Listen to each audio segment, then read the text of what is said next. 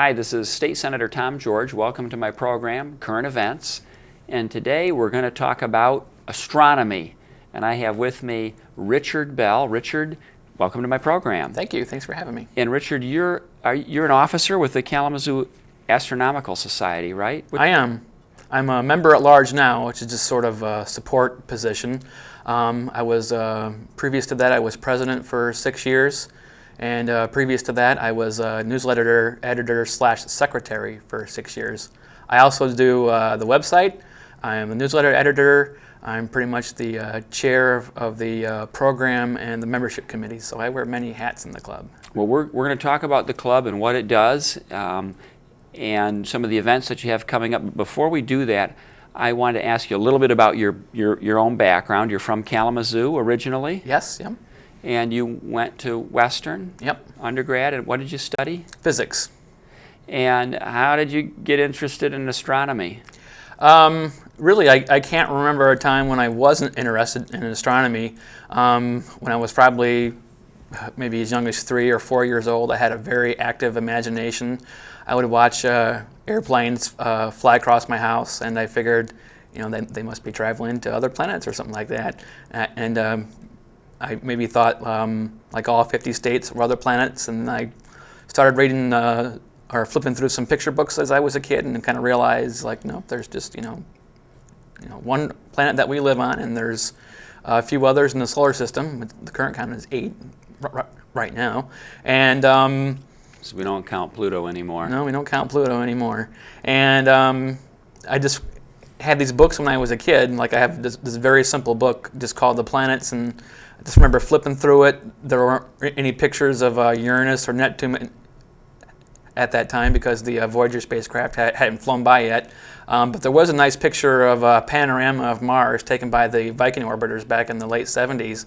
And I can remember many an hour just looking at that picture and just thinking, that had the nice rocks there and kind of the salmon-colored sky, and it just looked like Earth, but no, that was another planet, and I just thought that was the most incredible thing ever. And then of course, the Voyager spacecraft had, around that time, just went by Jupiter, and a few years later, Saturn, and I can remember watching the news with Walter Cronkite and just seeing the new pictures from Jupiter and Saturn, and it was just the coolest thing ever. When did you get your first telescope?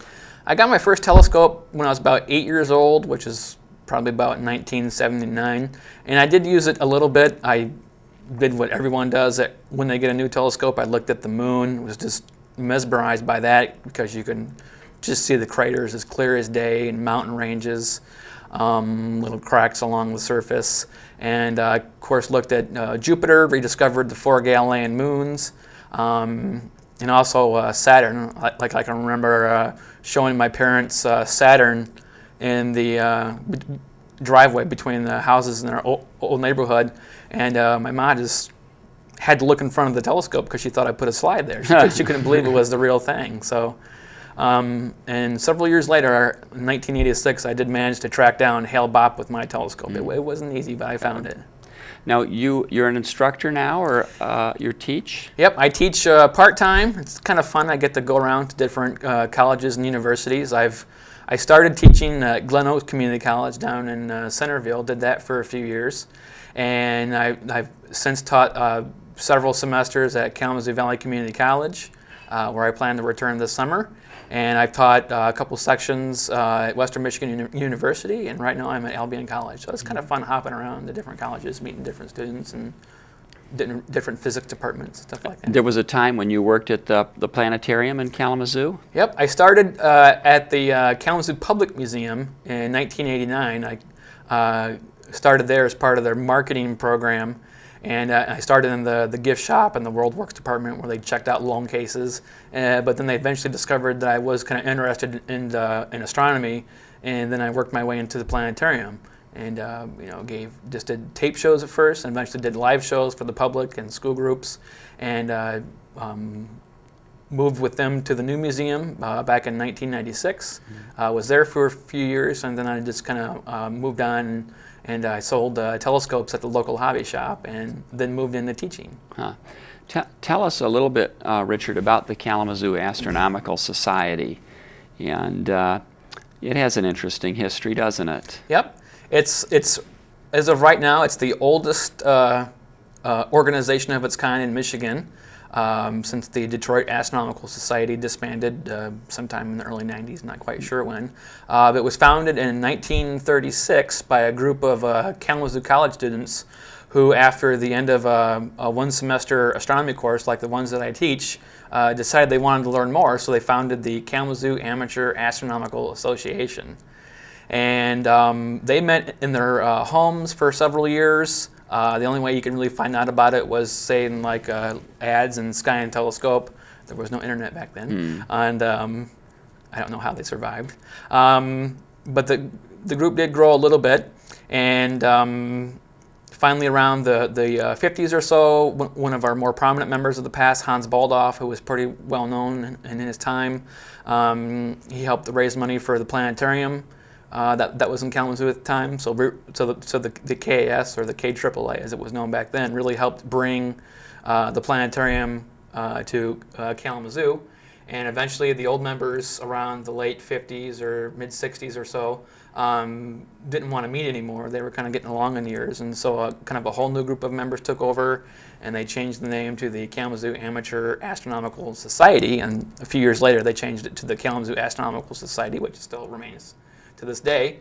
And we've had growing periods and shrinking periods, but right now we're still in a growth period. Around 1994, 95, we just started getting bigger and bigger. We picked up some new blood, some really dedicated new members, and we've just grown by leaps and bounds ever since. And as of right now, we're probably close to 200 members, which is very big compared to even other clubs in the state that have a larger population. Mm-hmm. So it's amazing. And where and when do you usually meet?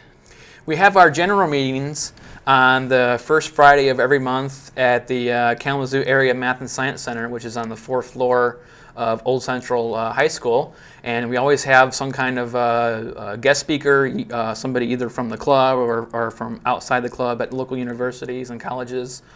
This year we have by far the best guest speaker lineup that we've ever had in celebration of the International Year of Astronomy.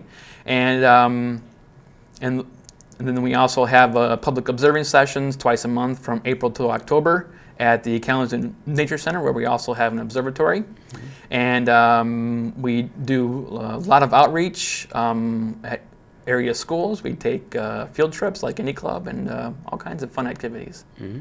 My guest is Richard Bell. He's a board member with the Kalamazoo Astronomical Society, and we're learning about your club and its meetings. Are they open to the public? They're open to everyone. You don't have to be a member to attend our general meetings. They are absolutely free and open to the public. Anybody can come. I do get the occasional email, saying, are they open to the public? And yep, absolutely. Anybody can come to our meetings. Our guest speakers are paid through member dues, so we do have member dues if you do want to become a member, but there are plenty of benefits. Also member dues help us maintain our observatory at the Nature Center. We can buy new equipment, and most importantly, they help us fund our outreach programs across the community. The observatory at the Nature Center, you have a telescope that's kept there? Mm-hmm. We have it's a 12-inch Schmidt-Cassegrain, which is just basically a fancy word for kind of a hybrid between a refracting telescope with a lens and a reflecting telescope with mirrors. It kind of looks like a short little bucket. And you get that out certain evenings, and the public can come out and take a peek? Yep, we have the 12 inches in the observatory, so all we do is just roll the roof off and expose it to the night sky, and then people can come in and look through there.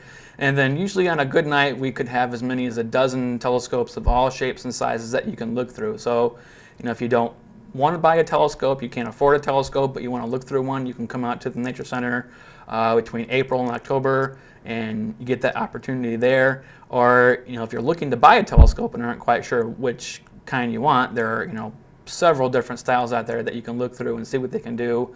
And of course, most importantly, you can talk to the owners and ask them the pros and cons of each model and stuff like that. But it's not a requirement to have a telescope. No, you just have to have enthusiasm. Anyone's welcome to join in our events or join the group itself. All you need is an enthusiasm for astronomy. That's it.